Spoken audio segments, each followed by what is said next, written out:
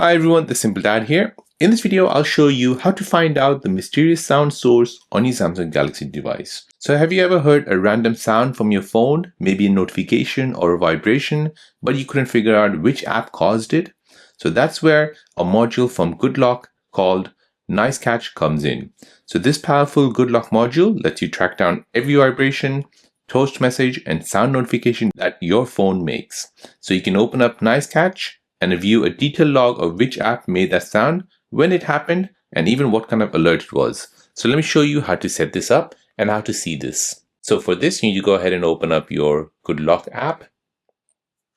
Now you want to go ahead and scroll down and find NiceCatch. Tap on this. Go ahead and turn this feature on. And now, as you can see, the sound history. Go ahead and turn this feature on. So this shows a list of applications that's made sound. So say, for example, if WhatsApp made the sound, it'll basically show you WhatsApp here. If, say, for example, a random app will give you a notification, but you didn't know where this notification comes from. So as we speak, AliExpress has just made some notification. So it made a sound.